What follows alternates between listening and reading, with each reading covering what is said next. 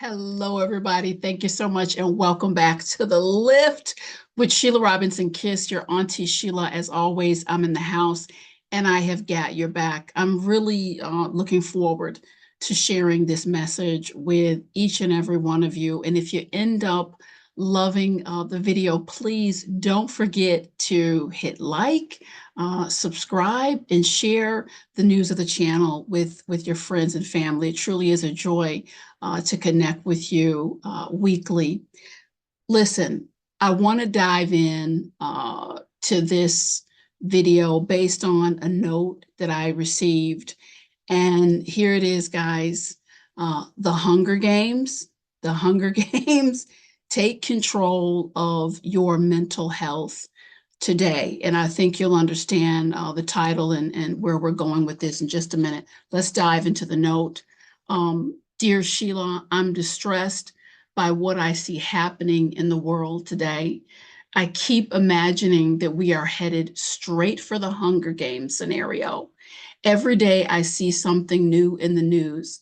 This has landed right at my front door. So many of my worst fears are being imagined. So many of my worst fears imagined are coming to life. I feel emotionally upended every day. I need calm and grounding. Thank you, Charlize. Well, Charlize, listen, you are absolutely not alone. I cannot tell you how many calls I receive on a weekly basis. I could literally be on the line from the time I wake up till well past midnight. Matter of fact, I take that back. I could be on the phone 24 hours a day, just fielding the stress, trying to calm people down and the pressure that folks are feeling. And what I want to say right now, I'm not prepared, Charlize, to tell you we won't end up in a Hunger Games situation. I pray not. I pray not. I don't have a crystal ball. I never have. But what I do know for sure, and you can take this to the bank, what has happened as of late in terms of what's going on in the world, what's happening with the politics, a normalcy bias that we all suffer from has been crashed into. I'm going to get to the tips and suggestions later because that's what we focus on this channel, solutions. But I want to talk about this normalcy bias. And normalcy bias is simply this belief that I woke up yesterday, I had my oatmeal, I'm going to walk my dog, I'm going to go have a snack, I'm going to watch Dateline, I'm just going to enjoy myself. It happened yesterday, it'll happen today, it'll happen tomorrow and the next day. And we're beyond that now. That is just not the case. There are many unprecedented things happening in the world, and it's just kind of flipping feelings of security. It's flipping everything upside down. It really, so when you say you feel like the earth is moving, it's the underpinnings aren't there. You ain't lying about that.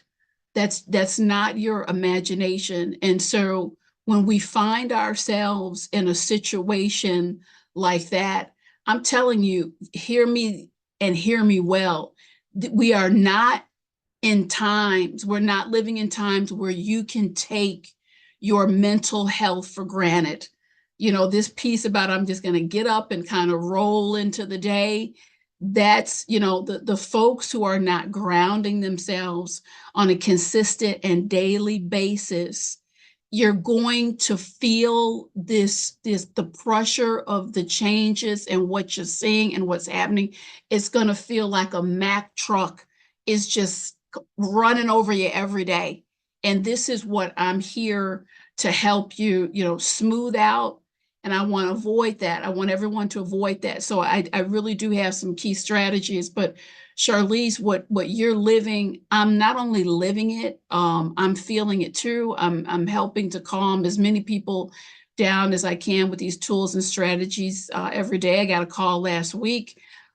Someone shared, hey, my mom, she's out, she's being deported. We're trying to explain. She's in the middle of her paperwork process.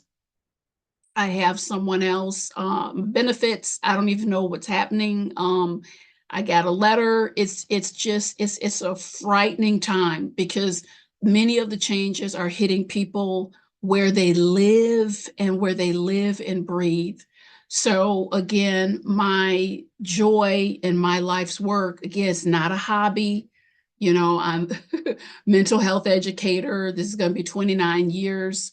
This is all I do. Deeply believe in this work and the tools.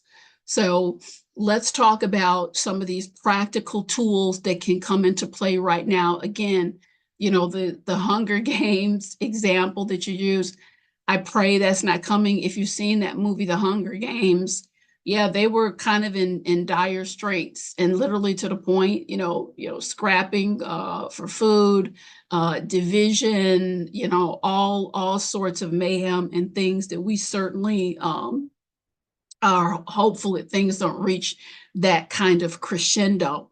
But having said that, a couple things I want you to keep in mind. Number one, ground yourself daily. It's going to be consistency counts here. If you're the person that rolls out of bed, grabs their coffee and out the door, I just want to give you a visual of what you're opening yourself up to. It's literally when you operate that way without any grounding and centering for the day. You just imagine a winter storm is raging outside. You haven't put on your jacket, you don't have your long underwear on, your layers, and you're literally just out here exposed. What the grounding does, in the middle of a chill, it serves as those layers to keep you warm, to keep you comfortable, to keep you focused on what you're doing, whether that's your work, whether you're raising your children, whatever the case may be. So how do we ground ourselves? I like to give specifics. So for me, I wanted to bring my big bag of salt up here, but I forgot it downstairs. Couple things that I do, and I've really stepped up my routine in the last couple months. I used to take one salt bath a week. Now I take a salt bath at least 5 to 6 times a week. It's very simple. I just take my shower and I take an extra 10 minutes or so to soak in my coarse sea salt. It's important that it's coarse sea salt because sea salt has a calming effect. Spiritually, it draws out the negativity, extremely tranquil and calming for you. And it's hitting you from the physical, spiritual, mental, emotional, all sides. I love a wonderful salt bath. Also, here's one visual I did bring. I'm having at least 2 or 3 cups of peppermint tea every day. Very, very calming and soothing. I'm going to put a video on the end cap. For the last, I don't know, 10, 15 years, I've been singing the praises of getting into your EFT. That's the tapping ritual daily. We're talking about things that ground you. Things that ground you. If you are taking a faith walk, prayer is an absolutely huge part of my life. Not only am I starting my day that way, but I find that I'm constantly praying throughout the day, and now more and more. Nature is healing in and of itself. I put myself, even if I don't have time for my full 40-minute walk, which I'm trying to fit in 5 days a week, I will put myself in nature every day, even if it's simply stepping outside to take in some fresh air. I love the practice of looking up at the sky because every day, I've said this in other videos, we're so busy, we often blow off some of the most amazing miracles around us. But when I look up at the sky, it's a reminder, Sheila, it's bigger than you. It's bigger than you. Keep that in mind. And girlfriend, don't forget all the beauty in the world. Also, if you're not into the practice of releasing your resentments, whatever comes up, the negativity for yourself daily. This is a very crucial piece that you want to get into this for your grounding, because it's too heavy now. You know, when people upset us, it's going to happen. We're all human beings. We're taking this walk, but to be able to stop. And I do that. I just put my bare hand over my heart daily, sometimes a couple times a day, and just say, you know what? I fully release this person or this resentment, this situation. I fully release it from the prison of my heart. I want to go and walk free, and I will bless the circumstance. I will bless the person. I bless myself as a form of renewal and recharging. It's the atmosphere is too heavy to add on additional resentments, whatever the case may be. And I know, trust me, I'm not coming at this from a Pollyanna perspective. We all go through things, you know, feel slighted. I've been hurt. You didn't respect me. I fully, trust me, in ways that you can't imagine. I get it. But when you internalize it, it becomes a weight that you are carrying. Whatever conversations you need to have, whatever you need to say, get it off your chest, my friends, and move on. We cannot have that weight with us. Second thing, please get out of a sense of powerlessness. As soon as you feel like, oh, I'm powerless, there's nothing I can do, this is being thrust upon me, this is happening to me. As soon as you feel powerless in any area, whether it's your relationship, whether it's what's happening in the current political climate, things going on in our world, changes, as soon as you say, I have no power, that's what brings on the panic. Powerlessness leads to panic and then to despair. There is always something you can do for yourself, for the situation. There's always something you can do. I was talking to a client yesterday and he said, you know, everything that I'm seeing, it just, Sheila, the one thing I'm committed to from here on out is I need to really focus in on my level of service and how I'm talking to people, how I'm talking to people in my personal life, how I'm talking to people professionally. I want to be a joy. I want to be a source of lightness. I want to be a catalyst for warmth and decency. That's something I can do. Is making a lighter situation for me and the people around me. Figure out what you can do to get out of powerlessness and get out of it immediately. Number 3, this is really big. I know some people who are just straight up news junkies. I used to be one too. I had to put a stop to that because I'm telling you, what you ingest, what you're seeing, what you're hearing, what you're thinking, there is an inextricable, it's a mind-body link. You could really say mind, body, emotion, feeling link. When you are ingesting the news of, you know, the chaos, the stress, how can it not penetrate? How can it not literally, you're inviting it right into your field. Put some boundaries around how much news you're taking in.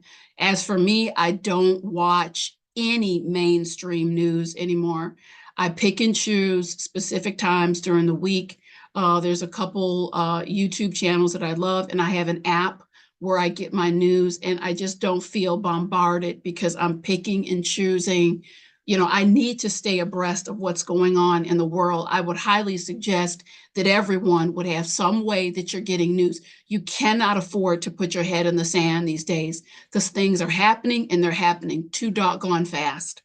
So you want to find a way to get that relevant news and pay attention to what the news source is, making sure that there's a level of accuracy, that what's being reported really reflects what the truth, or as close as it can get to what is happening. The news in large doses is really responsible for a great deal of stress, pressure, and anxiety. Please put some boundaries around that. Next, I want everyone to please pay attention. Please pay attention to how you are reacting to things. I have multiple videos. I have over 800 videos on this channel. And I would reference my videos on managing triggers, managing emotions, because often how we're reacting, you're not responding to what is happening. You're responding to what you tell yourself is happening.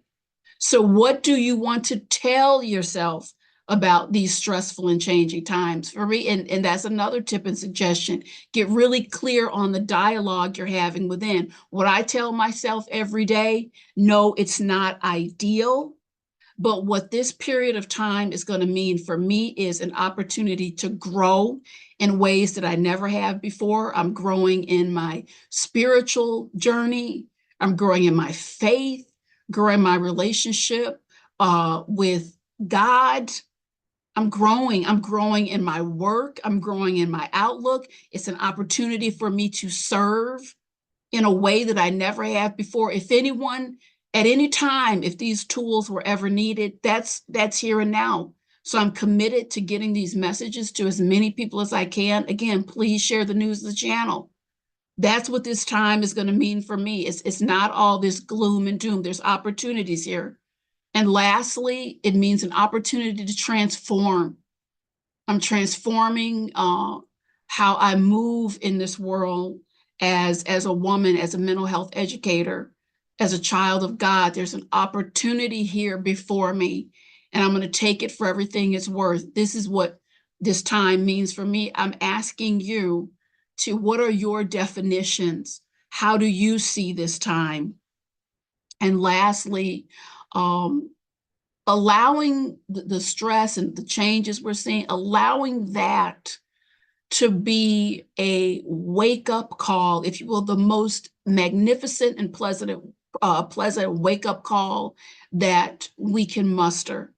And I'll tell you how. I turned to Andreas, that's my partner, the other day, and I said, this world, there's so much beauty, and I want us to start taking a daily walk together, even if it's just, we could walk around a couple blocks, but just through the fresh air, to see the trees. Maybe we see a little squirrel or a bird, but we can't take one day for granted. And it sounds so cliche because we grow up hearing that. Don't take anything for granted. We can't. I think many of us have taken the democracy for granted and the peace that has come in tranquility relative, where every country has problems, but the peace that has come with that has been taken for granted. And now that it is under full frontal threat of all these quick, massive, debilitating changes, like, oh my goodness. So, that can mean whatever you want it to mean. For me, it means, wow, you really can't take not 1 second for granted. Get your mental health right, get your mind right, your thinking right, how you want to move, your alignment. And I cannot think of a better time to do that than now. You know what? Thank you so much, everyone. Again, if you're loving what I'm doing, please don't forget to like and subscribe, share the news of the channel with your friends and family. I'll be right back with some more impactful content for you. Thank you so much. Bye-bye.